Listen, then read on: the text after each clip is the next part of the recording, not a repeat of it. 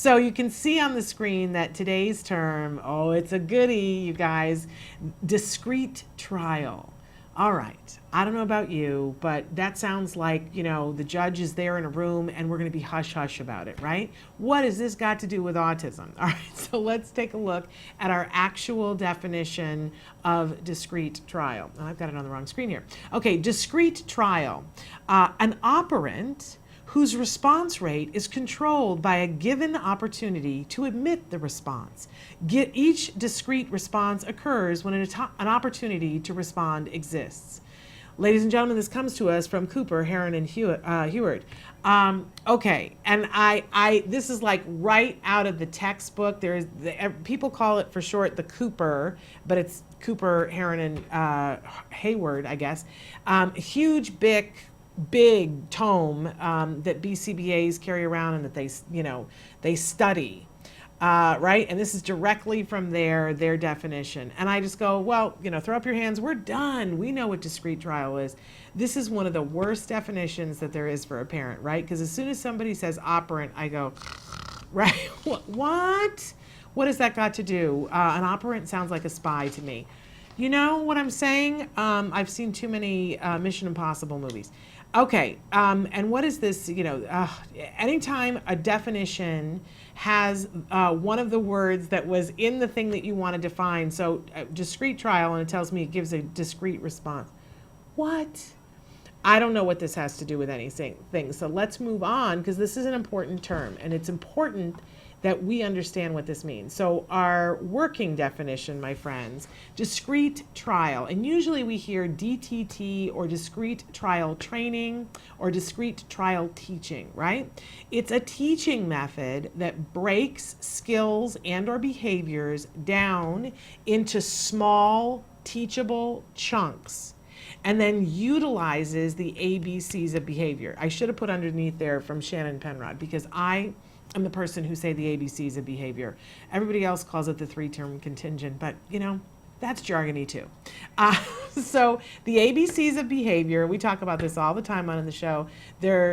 So the A stands for the antecedent, the B stands for the behavior, and the C stands for the consequence. All behavior can be broken down into these three things. You and I both engage in this. I use the same example because it works.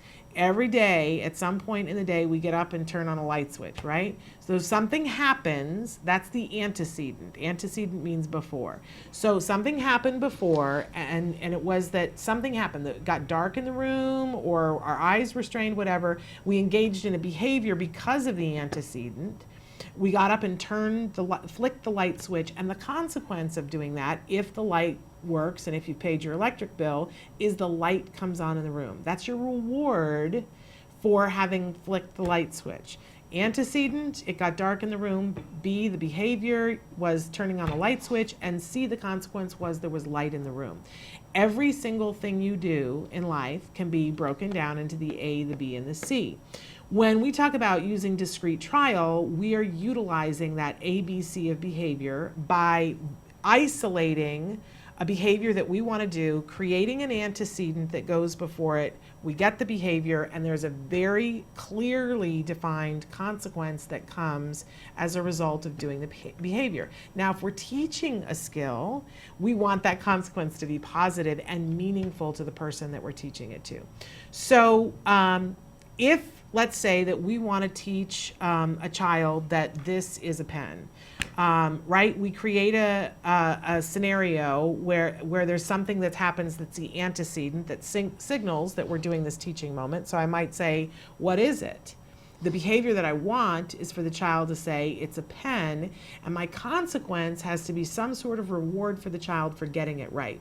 Now, this totally depends on the child or the individual, right? Because what's rewarding to me is not necessarily rewarding to them.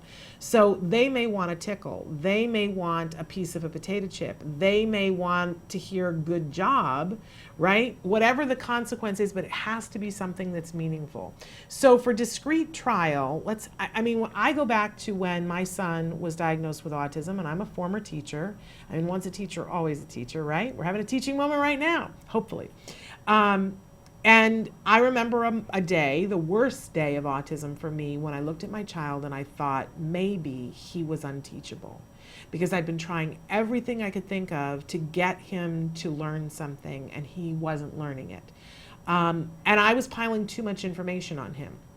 What Discrete trial does is says we're going to remove everything else. We're going to make like a little space in time where we're only teaching one thing, and we're going to clearly define the antecedent, the consequence, the behavior, and the consequence, and we're going to make sure that the consequence is something really, really rewarding.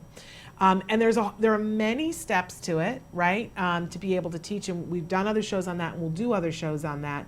But it's so important for me to let you know, because as many of you out there are moving towards getting ABA therapy, and as I go to events, and I was at an event a week ago and talking to parents and talking about good quality ABA, a lot of parents were saying to me, oh, but that's that thing where they sit at the table and they talk to them funny and go, touch car.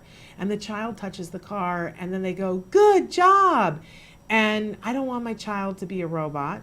And I don't see how that works. And how does that get to something functional? How's it going to get my child towards having a conversation? And I know that when you look up ABA, you're going to find videos that show that kind of a thing. I want you to know that what you're watching when you're watching that moment is DTT. That's discrete trial. Touch the car. Now, not everybody does it in that very touch car, but some people do, and with some kids we do that because we're making like a heightened reality in which it's 100% clear. All I need you to do is touch the car, and once you touch the car, I'm going to say good job. And we need to do that for some kids at some point in their learning so that it's clear to them. But if you think that that's all that ABA is, I have to cry and go home. It's my responsibility to teach you that that is one part of ABA, and it's a part at the very beginning of teaching a new skill. It is not how we finish teaching that skill, ever. The thing that I like to compare it to is that, you have your car, right? Your car is a big car and there's many different working parts to it. And your steering wheel is one part. Well, if ABA was the car and it had all these moving parts and things to it, then DTT would be the steering wheel. You wouldn't want to go, let's say you're going on a trip to Las Vegas, you would not want to leave without your car, right? Because you're not going to get there. You're just not going to get there. It's going to take you forever to walk through the desert, and unlikely that you're going to survive it, right? Unless you do so many other things. But you can get there in your car, and you can get there fast and efficiently in your car. But you wouldn't want to go without your steering wheel, right? That would be a crazy thing to do, to drive to Vegas with your car without your steering wheel. But likewise, you would never leave for Vegas and just take your steering wheel, right? Same thing with ABA and DTT. So DTT is the steering wheel, and it's useful, man. We're going to use DTT to start getting skills on board. But once we get them on board and we've built this relationship with the child where they understand this ABC, I'm going to say something, you're going to do something, you're going to get a reward, then we use lots of other techniques to get the child to the point of what is called generalization, which means that they are able to take the information that they've learned and apply it to things that they have not been taught. That's where we're trying to get every single child. And DTT is an important step along the way. When you are like lost and beating your head against the wall and going, I don't know how to teach this, DTT is the single most effective way of beginning to teach any new skill to anybody. Isolating a part of the behavior and being very clear. If you want to learn knitting, right, and somebody just sits there and they're knitting, forget it. Are you ever going to learn that way? No. If you look at what's popular on YouTube, there's a knitting video where they go, okay, right now we're just going to learn how to make the loop to cast on. And they go, okay, so let's start with doing this, right? And they get you all, you're all ready. So the antecedent is, oh, that's all I'm going to have to do. And they go, start doing this. And then you do the behavior and they go, good job. And the video is over, right? And then you have to watch step 2, which is step 2, you're going to cast on 12 stitches. That's DTT, my folks. They chunked it up and they just gave you, they say, do this, you do it, and they go, good job. DTT, right? Now, you're not going to knit a sweater from just having seen these videos.